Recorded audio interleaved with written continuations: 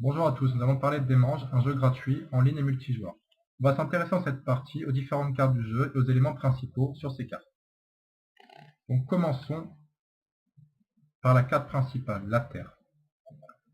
Sur la Terre, on peut cliquer sur Peuple, on voit tous les personnages qui s'y trouvent. En rouge les démons, en vert les humains et en bleu les anges. En cliquant sur Route, j'ai toutes les routes de la carte. Il faut savoir qu'en fonction du type de terrain, le coût en déplacement sera différent. Il est plus rapide de se déplacer sur des routes pavées noires, par exemple, que dans la forêt ou dans la mer. Chaque position sur la Terre est notée en X et Y. X pour la largeur, Y pour la hauteur. Ici, on est en 489, 384.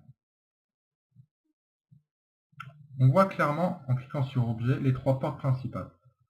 Une à la capitale des démons, donc on clique sur Région, Nosgoroth.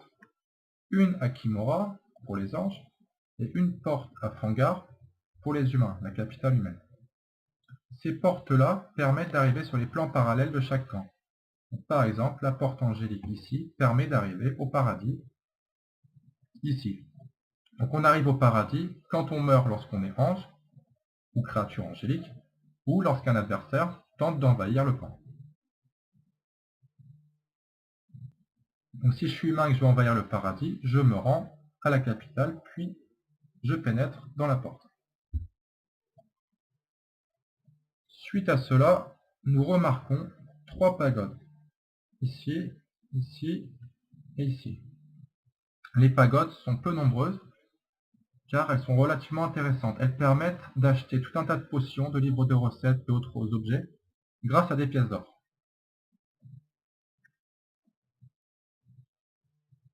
On voit sur cette carte différents vortex, donc les petits comptoirs. Les premiers aux quatre coins de la carte. Donc on va mettre les régions, un à Imonis, un à Kor, un dans les marécages, un à Norcock. Il faut savoir que les vortex sont situés comme les portes, un petit peu en dessous chaque icône. Donc pour Norcock, on est à peu près ici pour le vortex. Donc ces quatre vortex, si je prends l'exemple de celui du sud-ouest, à Kor, si je me rends ici, je peux me rendre grâce à un vortex, soit à Imonis, soit à Norcock, soit dans les marécages. Donc c'est relativement rapide et intéressant. Et de plus, dans chacune de ces zones, dans les quatre zones, dans les quatre coins de la carte, on a des ressources très rares et uniques sur le jeu qui s'y trouvent. Donc ça peut être très intéressant de s'y rendre. À côté de ces vortex, on a les vortex à Valon, un côté ouest, un côté est et un côté sud. Ces vortex permettent d'arriver sur chaque capitale. Donc si je prends le vortex à l'ouest de Valon, j'arrive face à la capitale. Ça peut être un bon moyen de raccourcir le trajet ou de préparer une attaque.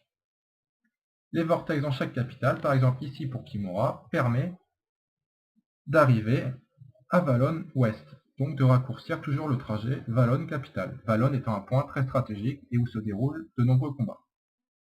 En parlant de Valon, on trouve autour de cette zone trois pôles de ressources très rares.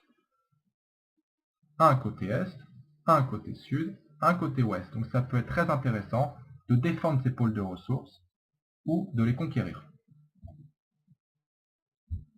On peut noter également que dans chaque capitale, on a peu de ressources rares et pas forcément énormément de ressources, même les basiques.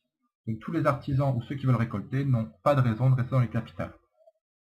En revanche, on trouve dans chaque capitale un marché, qu'on ne voit pas ici, vous le verrez sur la page de jeu. Ce marché permet d'échanger tout un tas d'objets et de ressources entre les joueurs d'un même camp contre des pièces d'or. On verra le fonctionnement dans un autre tutoriel. Enfin, on peut voir sur cette carte qu'il y a différents PNJ placés, que ce soit pour réaliser des quêtes, que ce soit pour acquérir des métiers ou des sorts spéciaux.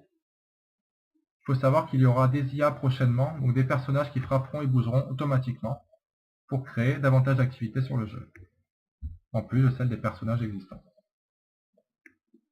Passons maintenant au plan parallèle. Si je prends l'exemple des enfers, donc en enfer, j'ai bien 5 portes, comme tous les plans. Les portes sont situées légèrement en dessous chaque icône, à peu près ici, pour la porte au nord-ouest. Chaque porte mène à une zone différente sur Terre. Si je prends l'exemple de la porte au nord-est, je me rends sur la page géographie La porte au nord-est, en 180-150, permet d'arriver sur le désert de Taos. 180-150, c'est à peu près ici. Si je la prends, j'arrive au désert de Taos, qui est ici. On voit également sur le plan des points blancs. Ce sont les artefacts. Ça fait partie des buts principaux du jeu. On en reparlera dans une autre partie tutoriel. Donc on a fait le tour au niveau de la carte. Je vous remercie. À bientôt.